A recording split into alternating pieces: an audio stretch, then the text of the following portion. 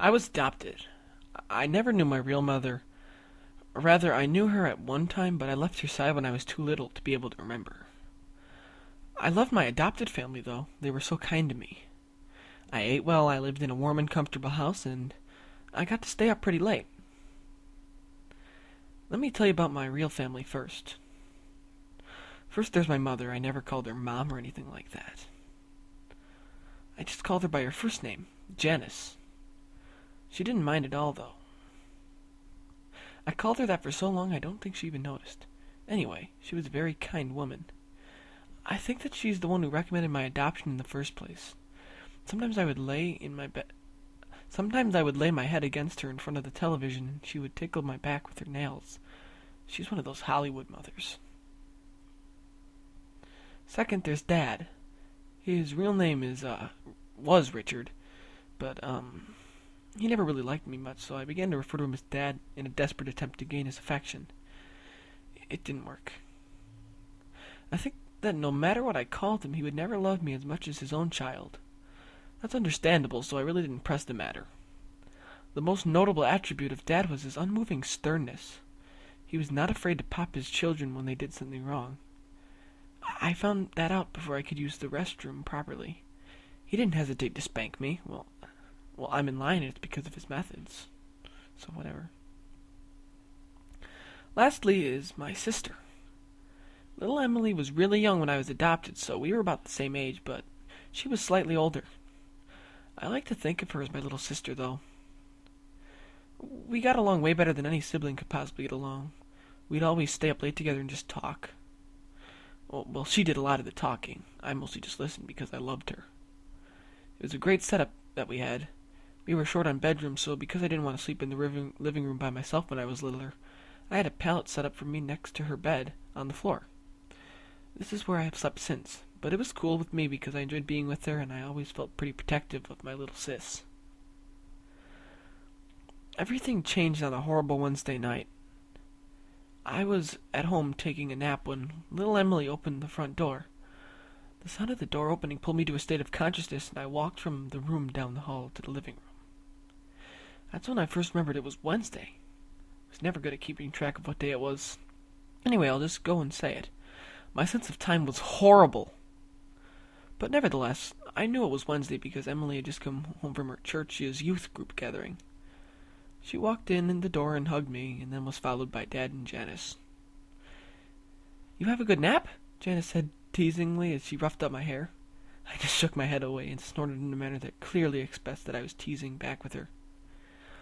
"Don't snort at your mother like that," said my father gruffly, with authority. He shut the door behind him and hung up his coat. I was clearly choking. I growled under my breath. He must not have heard me because I didn't feel him smack me. Emily then proceeded to our room, and I followed. And then she started telling me about her day, usual teenage girl stuff. But I listened so that she would feel better. After a summary, she suggested watching TV, and I obliged and jumped onto the couch as she was going for the remote. She rolled her eyes at my little brother-like immaturity and scooted me over and sat down. The TV turned on and we watched it together until the sun went down. Emily was the kind of girl that, instead of watching cartoons and soap operas, would rather watch Discovery and Animal Planet and National Geographic. I like those too, so I don't mind. Actually, those were the only channels that could hold my attention. So it got late and Janice walked behind the sofa. "Emily, it's past your bedtime. Turn off the television and go to your room. You too," she pointed at me. Emily turned off the program we were watching grudgingly and stood up. She started down the hallway to our room. As I followed, I couldn't shake the feeling that something wasn't right. We went into our room and Emily turned off the light. Just as she did, I caught a flash of movement out of the corner of my eye. It was out the window, but as soon as I redirected my line of sight to where the window was no longer in my peripheral vision, what it was that I thought I saw was gone. I still remained alert for my sister's sake. I lay there in the darkness with nothing but the thin ray of light from the street lamp outside to illuminate the room.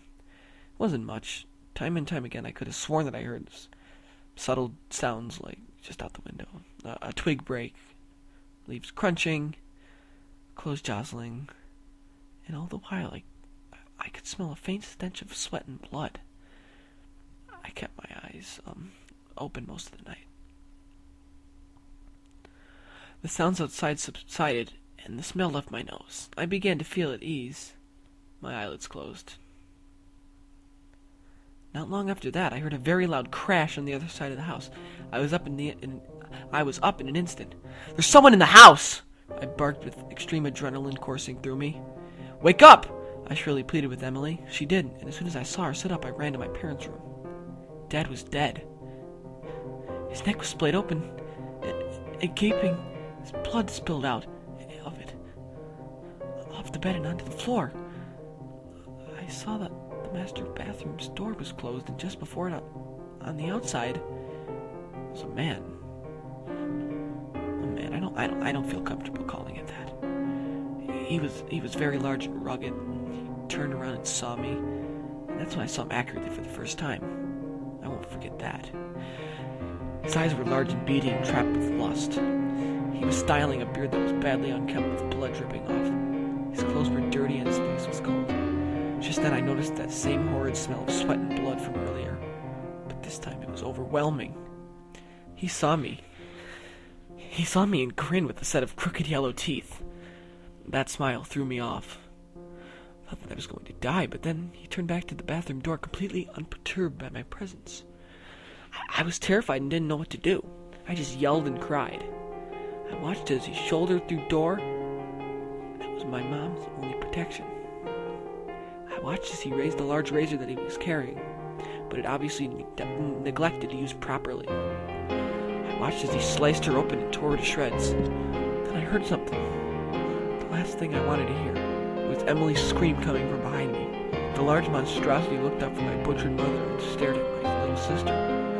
I was distraught. He stood up and quickly started walking towards us. My sis turned and ran, and I was at a loss when he bypassed me and went straight after her. Why was she still in the house? Had she not assessed the situation and run? Apparently not. Now she was dead and I was alone. I ran after them both. I expected the man to kill her, as he had the rest of my family, but I was sadly mistaken. He grabbed her by the arm and jerked her as a way to make clear that he was in control. He dragged her to the house. I was making all the noise I could now, hoping and praying that someone would come to my aid. He mustn't take her. Not her. As he passed me, I backed against the wall and whimpered with terror. Why? He didn't respond except by putting his free hand on my head, while Emily screamed in the other and saying, "Good boy. Good boy." He gave another crooked grin and a very cold, unnatural laugh. I followed him to the door where he dragged my helpless sister after him. He opened it, pulled her out, and it slammed shut behind him. I am now sitting in the house with my mutilated adopted parents, shivering and whimpering with dismay. He's out there with her, doing who knows what to her, and I can't do anything. I would if I could, but I can't. I would chase after them in a heartbeat, but I can't. I sit here, looking at the front door. I look down at my paws. If only I could open doors.